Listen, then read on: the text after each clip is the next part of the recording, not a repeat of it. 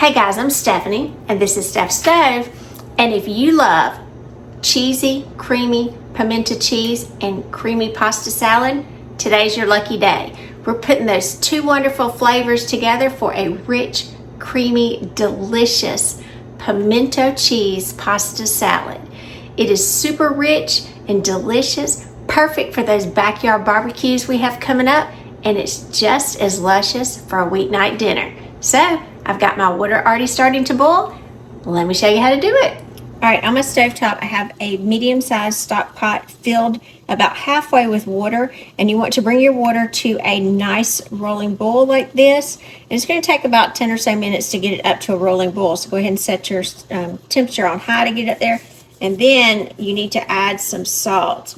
Like how much? Just I do a little palmful because you're not going to get another opportunity to salt your pasta. You want to stir that in to get that salt dissolved. And you notice as I stir, it will break the boil. So I need it back up to that rolling boil. And then we'll get ready to add our pasta. And it takes just a second for it to come back up. Now I've got in here, this is 2 cups of little elbow noodles, or half of a 1 pound packet. I'm going to pour those in. I'm going to stir them around just a little bit to loosen them up. You always want a larger pot than what you're using, than what your macaroni is. Don't use it in a little one because it won't have enough room to kind of move around. You want a lot of surface area in there. Then we're going to cook this kind of according to the package directions. Now, once this comes back up to a boil, then I'll set my timer for cooking. However, most macaroni boxes, when you get them, will tell you to cook it somewhere from like 9 to 11 minutes. Cook on the lower end. So I'm going to cook these for 9 minutes once they come back up to a boil and it's starting to boil, because they will continue to absorb moisture in our pasta salad, and I don't want it to kind of to fall apart, our pasta. So always cook on the lower end of the time. So we're going to cook this again. Package directions. I'm going to do mine. 9 minutes. And I'll see you back in 9 minutes. All right, our 9-minute timer is going off, so I always come back after the timer. Go ahead and turn it off. And then I always take a wooden spoon or a long spatula and then go through and scrape up the bottom to be sure you don't have any pieces stuck on the bottom, because we want them all to come out. Give it a good little stir, make sure everything's nice and separated. And then we're going to take this over to the sink and drain it off. All right, now this is one of those parts that's really, really important before we go ahead and drain our pasta salad. Go ahead and bring it over to your sink. Make sure you use a large colander. Go ahead and open your sink up and make sure cool water is already pouring out. I like to have really hot water pouring right down the sink. Take the spoon, put it in there, and then remember, pour away from your space. All that out, so we only had just 1 or 2 little, I would say, little trailers that didn't come out. That little one out. Then put this to the side. Now, the other important thing here is another reason I like to go ahead and stir it a little bit before. You want to take your water, cold water, and you want to move this back and forth and rinse this thoroughly with cold water. What this is doing is stopping the cooking process as well as cooling the pasta off. Because if you don't, it's hot and it's going to continue to cook, and that's not what we want. So just take about a minute or so, and again, this is just very, very cool in the cooler setting. And kind of rinse that pasta water really well in the pasta. Cool it down completely. I'm going to do this for about a minute, and then we'll be right back. All right, while our pasta is draining, we rinsed it really well, and it's going to drain for a few minutes in the sink. We're going to go ahead and make our dressing. So for our dressing portion, we're going to use this about half of a cup of mayonnaise. Use whatever brand you like. And then we're going to add to this, this is sweet relish. Now you can use dill relish if you like. Whatever. It's equally good with both. That was about 1/3 of a cup. Mix that around until that's together. And the relish If it has a little bit of juice in there, it'll help to kind of loosen everything up. And once that's together, we're going to go in and add some pimento cheese. Now I am using pre-made pimento cheese for this, but I would say this is probably one of the best brands in my opinion out there. It's Palmetto. That's the brand. It's not what it's the brand of pimento cheese. This is a regular brand. You can get an original. You can get, there's kind of a hot one. So if you like it a little spicy, you can get the hot version, or you could just add your own seasonings to it to make it hot. This is an 11-ounce container. All goes in. Like I said, it is probably one of the best store-bought brands. If you say I want to use homemade, that's fine. I actually even have a video of homemade pimento cheese. If you want to check that out, you can. But it's just as easy, because this is going to be quick, to go ahead and get it. Now there's other brands out there. You can use whatever you choose. Mix these together. So kind of loosened up is what you're looking for. Just so when we add that pasta to it, it'll toss nicely. Good consistency, just like this.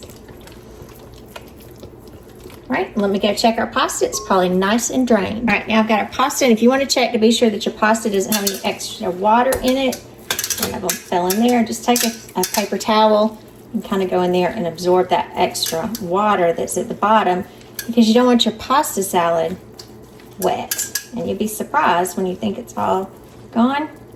Your paper towel will come out pretty soggy. All right, so we're going to add that in. Get all of that in there.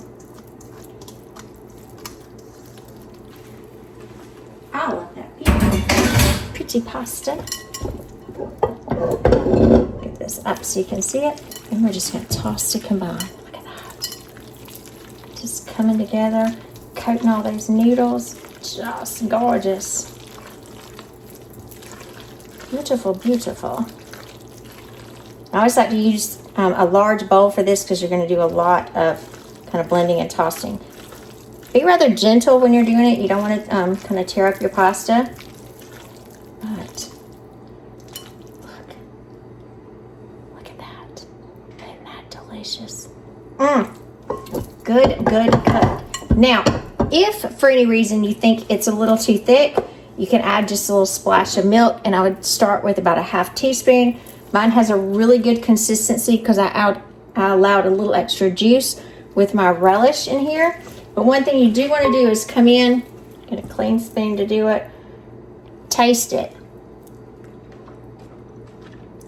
Oh, that's good.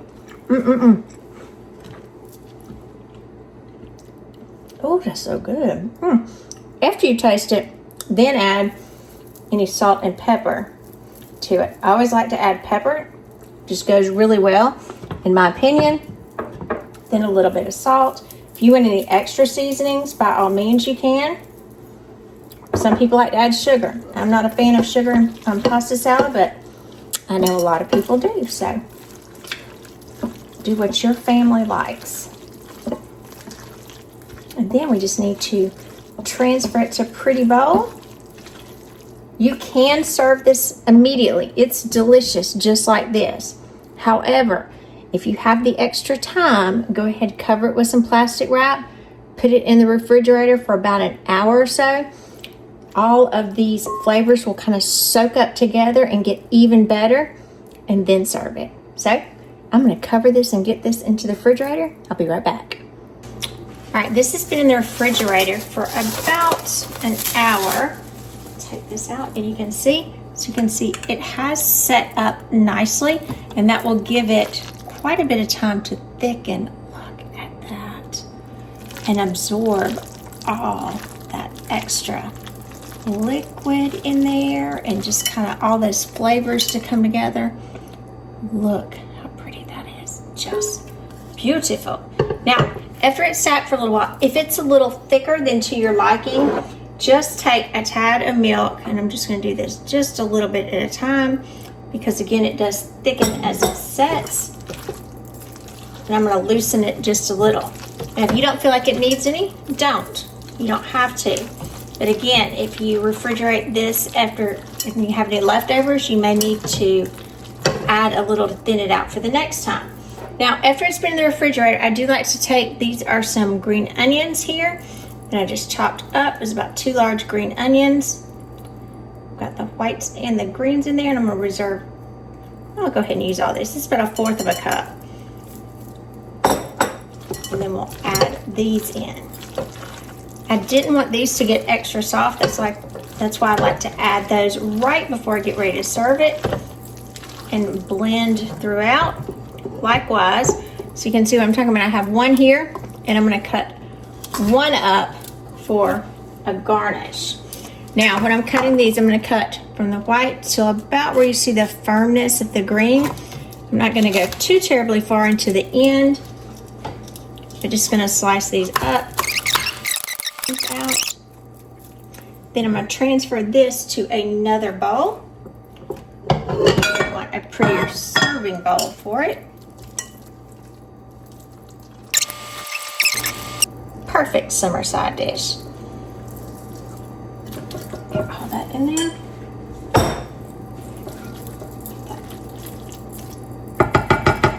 Into our bowl.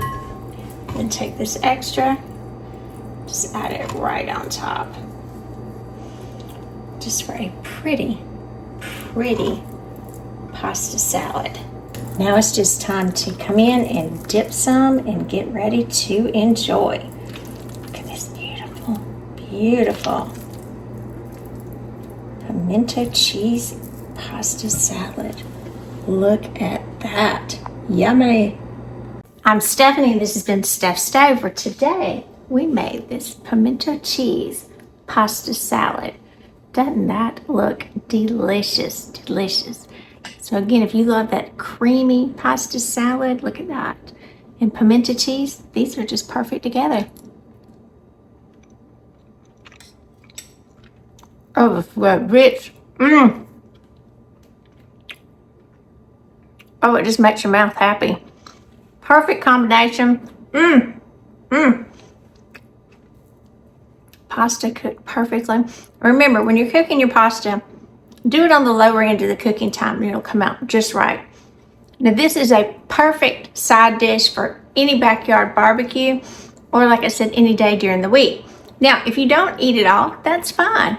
Just cover it, put it back in the refrigerator. It'll be fine for about 3 to 4 days, maybe 5, depending on your refrigerator. I will say it does thicken, so it will continue to absorb all those wonderful juices and get better kind of after it sits a little longer. So overnight is really good. If it's a little thick after you have it the second day, then thin it with just a little bit of milk until you get your desired consistency. Absolutely delicious. So I do hope you try this recipe and enjoy it with your family as well. Remember, give us a thumbs up, click that subscribe button for more great content like this. Steph's Stove, we're making memories, one dish at a time. Thanks for watching, guys. Have a wonderful day.